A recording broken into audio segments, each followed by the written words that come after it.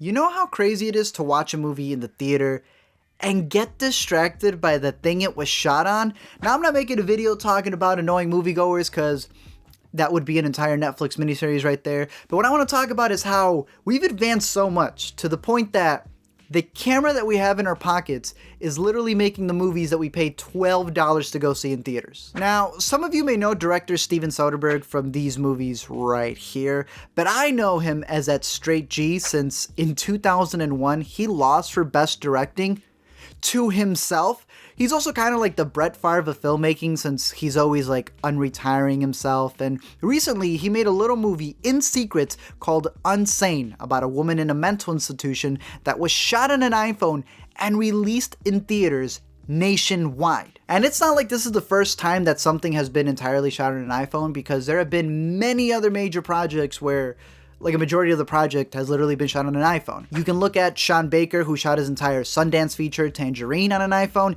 and he even ended his Oscar-nominated film with an iPhone. Modern Family shot an entire episode on iPhones. Olivia Wilde directed a music video on an iPhone. Yeezus himself shot one on an iPhone. And Bentley, the car brand, shot an entire commercial on iPhones and then edited it inside the car. In other words, it's been done enough times by established people, right? Established filmmakers that it's making its mark. So the question that you gotta ask when it comes to, iPhone filmmaking, big filmmaking, is whether that's a good thing or a bad thing.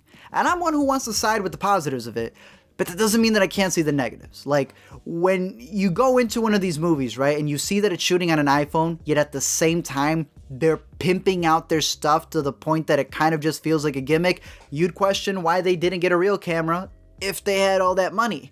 On top of that, I'm a guy who wants to see every movie he possibly can in a theater, right? I love the theater experience, but if you can see blemishes on your phone when you record something, imagine on the big screen. But if there's a reason for it, then I'm completely for it, right? Like, we know that Nolan sleeps in 70mm reel because that's how he loves telling his stories. Some directors love shooting on digital, and the reason for it is because they love tweaking things in post. I made a video about VR and how that's also going to be a huge factor coming into play. But knowing that Soderbergh is his own cinematographer and he clearly has an eye for what he wants, he's one of the few that when he does something like this, I don't see it as a gimmick. For UNSANE, it's clear that the grittiness goes hand in hand with the stalker aspect of it. Like, it's as if someone's using their phone to capture you, like they're following you around. He's also brought up the convenience of it, right? Because when you have a phone like this, you can literally put it anywhere. He's talked about wanting to put it like underneath a car pedal thing. Like, he's been talking about doing crazy different things for it. And honestly, if you pay attention to a lot of the movies that you watch or TV shows, there's a lot of like inserts that they add where the quality seems a little bit lower.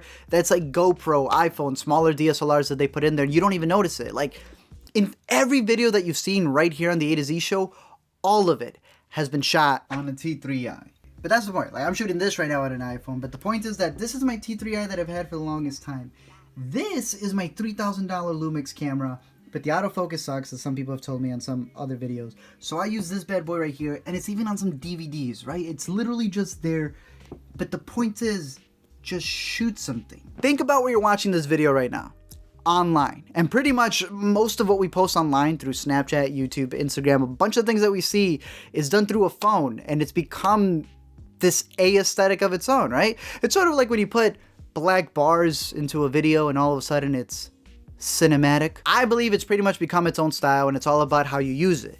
At the same time, I'm not going to hit you with that thing that it doesn't matter what you use to film, because let's be completely honest, it does. If you have a really good camera, then it's going to make a difference, right?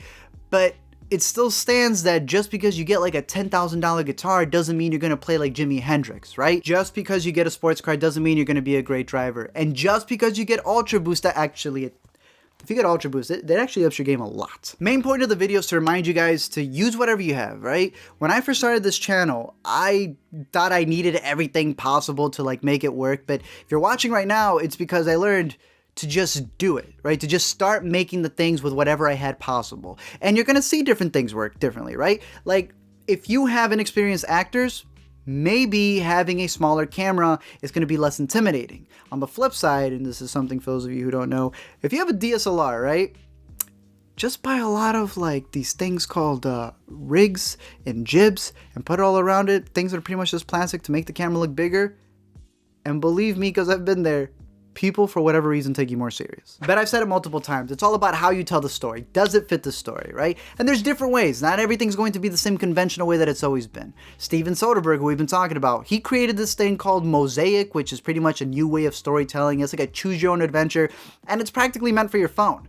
One of my favorite films from this year that came out of Sundance, it's coming out of Sundance, is a movie that's completely shot on a computer screen. Kind of like that Modern Family episode where they did it for comedy. Kind of like a lot of people see it that it was done gimmicky for horror films. I'm telling you, when someone takes a concept and does it right, be it iPhone footage, be it computer footage, found footage, whatever it is, when they craft it to a certain degree of actually putting their heart into it and trying to tell a story to the fullest, you can get something fantastic. At a certain point, you just gotta stop overthinking about what you're going to use to shoot something and just go out and shoot something, right? It's not so much about the what, but about the how you're going to do it. And nowadays, you can make a movie with the camera that's in your pocket.